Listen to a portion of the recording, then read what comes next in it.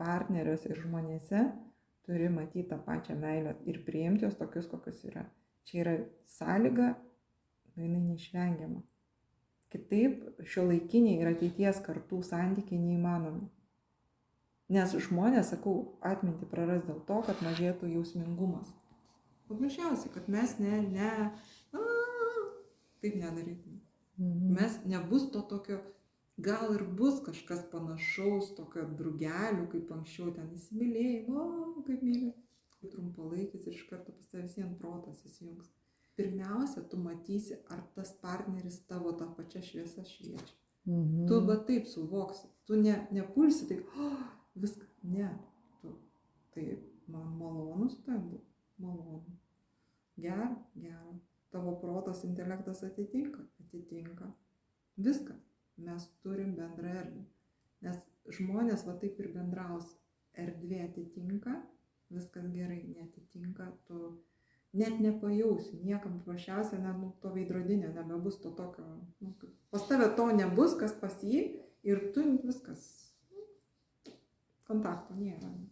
Viskas paprastai labai. Tai augimas poroj turi būti, sinchroniškas, aš taip suprantu. Jo, o vien užtenka, kad aš myliu juos ir kai aš pretenzijos tik nejaučiu, tada iš karto pas juos šviesiau irgi pasidaro. Kai aš tik su pretenzija, kad aš ją jum padėsiu toj, kaip sako, pagausiu ir pamylėsiu, tai taip neveikia. Žodžiu, visas darbas tik su savimi vyksta. Kiek besukamba visą pokalbį, visą ratą, viskas vyksta, tik visas darbas su savim. Viskas absoliučiai. Nuo savęs, viskas absoliučiai. Nėra jokio kito. Niekas kitas už tave nieko nepadarys. Aišku, sakau, nėra lengva dėl ko? Dėl to, kad tu turi būti pastoviai, kaip prisimti atsakomybę, būti suaugęs, ta tikrąja prasme. Ne tai, kad tu ten žilas ir ten jau maždaug aš suaugęs, bet kniaukiu kaip, nežinau, koks katinas 3 mėnesių. Viskas man netinka ir duokit man viską čia, aš čia toj.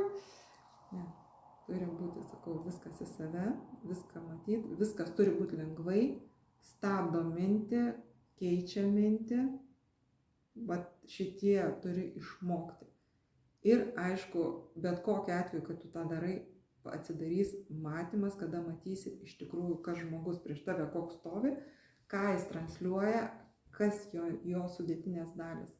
Bet kas juokingiausia, kai tu pradedi matyti va šitas žalias, raudonas, mėlynas, visi spalvoti, absoliučiai, nei vieno nėra vienos spalvos, ar ten tikrai visi. Balto ir pūkuoto? Tikrai ne.